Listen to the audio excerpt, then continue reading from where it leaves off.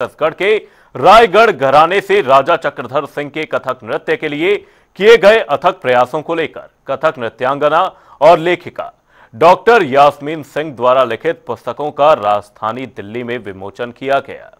इस मौके पर केंद्रीय मंत्री गजेंद्र सिंह शेखावत, छत्तीसगढ़ विधानसभा अध्यक्ष डॉक्टर रमन सिंह, छत्तीसगढ़ विधानसभा में नेता प्रतिपक्ष डॉक्टर चरणदास, बिहार सरकार के मंत्री नितिन नवीन, अदानी फाउंडेशन की अध्यक्ष प्रीति अडानी मौजूद रही। साथ ही हरिभूमि मीडिया समूह के प्रधान संपादक डॉक्टर हिमांशु द्विवेदी समेत कई हस्तियां मौजूद रही।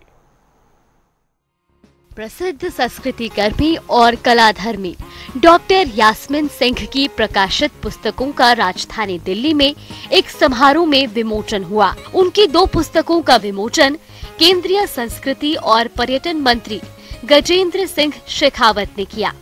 इस मौके पर छत्तीसगढ़ विधानसभा के अध्यक्ष डॉक्टर रमन सिंह, छत्तीसगढ़ के नेता प्रतिपक्ष doctor Charandas, Haribhoomi, INH news, जनता टीवी के प्रधान संपादक डॉक्टर हिमांशु द्विवेदी समेत कई गणमान्य हस्तियां मौजूद रही। कथक नृत्य को देश में अलग पहचान दिलाने के लिए निरंतर प्रयासरत रहे रायगढ़ के राजा चक्रधर सिंह के जीवन पर और उनके प्रयासों पर मशहूर कथक नृत्यांगना डॉक्टर यास्मीन सिंह द्वारा ये पुस्तकें लिखी गई हैं। जो 2 पुस्तकें हैं, रायगढ़ घराने की कथक रचनाओं का सौंदर्य बोध और राजा चक्रधर सिंह पर केंद्रित जो 2 पुस्तकें हैं, इनका प्रकाशन प्रभात प्रकाशन समूह के द्वारा किया गया है, जो सतत रूप से भारतीय संस्कृति को सहेजने में निरंतर अपना योगदान दे रहा है।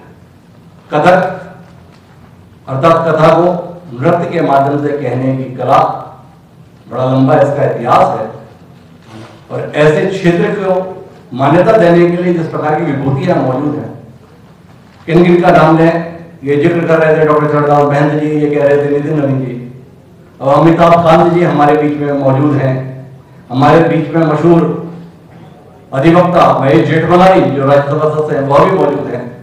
और चूंकि हमने पुस्तक राजा चक्रधर सिंह के जीवन और उनके द्वारा रायगढ़ को कथक नृत्य के लिए पहचान दिलाने के लिए किए गए कार्यों का वर्णन करती है।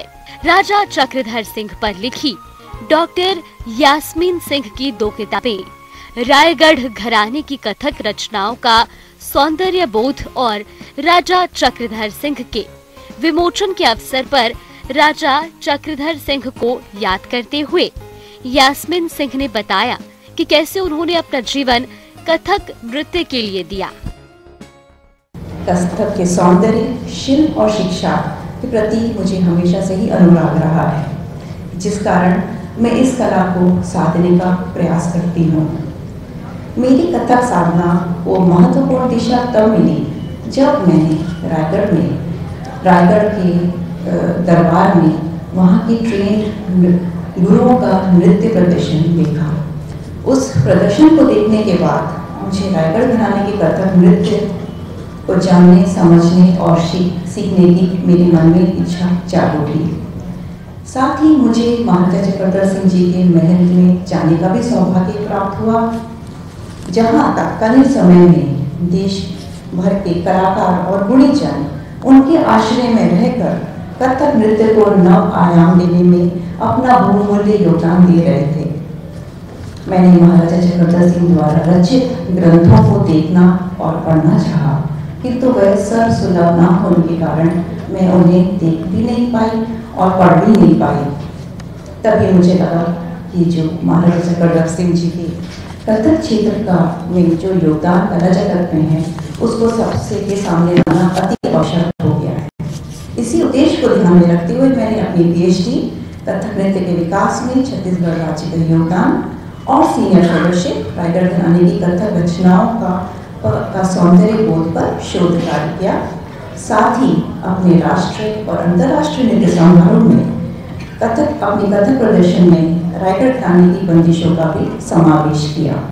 इस कार्यक्रम में मुख्य अतिथि के तौर पर केंद्रीय मंत्री गजेंद्र सिंह शेखावत मौजूद रहे। उनके अलावा छत्तीसगढ़ विधानसभा के अध्यक्ष डॉक्टर रमन सिंह, छत्तीसगढ़ के नेता प्रतिपक्ष डॉक्टर चरणदास, बिहार सरकार के मंत्री नितिन नवीन, अदानी फाउंडेशन के अध्यक्ष प्रीति अदानी मौजूद रही। केंद्रीय मंत्री गजेंद्र सिंह शेखावत ने इस मौके पर यास्मीन सिंह द्वारा लिखी पुस्तकों की सराहना करते हुए कहा कि भारतीय संस्कृति को आगे ले जाने के लिए सबको पहल करनी चाहिए और भारत की संस्कृति के प्रति श्रद्धा का भाव पूरे विश्व भर में एक बार फिर प्रकट हो रहा है। ऐसे महत्वपूर्ण समय में जब भारत और भारत से निकले हुए ज्ञान की हर विधा की पहचान पूरे विश्व भर में नए सिरे से प्रतिस्थापित हो रही है, ऐसे महत्वपूर्ण समय में आज जब भारतीय संस्कृति की एक प्रबल पक्ष, भारत के कला संसागर की एक मोती, भारत के 9 क्लासिकल डांसेस में से एक डांस और उसकी भी चौथी और सबसे नई, सबसे युवा फॉर्मेट के से जुड़े हुए विषय और उस विषय के प्रणेता, उन दोनों पर जो 2 पुस्तकें लिखी गई, उन पुस्तकों के लोकार्पण का अवसर है। मुझे लगता है कि ऐसा अनुभव, संयोग और समागम और इतने सारे लोगों की उपस्थिति है, वो निश्चित रूप से एक नए युग के सूत्रपात और भारत के सुनहरे भविष्य के प्रति इंगित करती है। उसके प्रति हम सबको जो है विश्वास करने के लिए प्रेरित करती है। मैं बहुत विस्तार में बात नहीं कर पाऊंगा क्योंकि मुझे 6 बजे कैबिनेट की बैठक है, उसमें जाना है, लेकिन जो अपना अनुभूत ज्ञान के आधार पर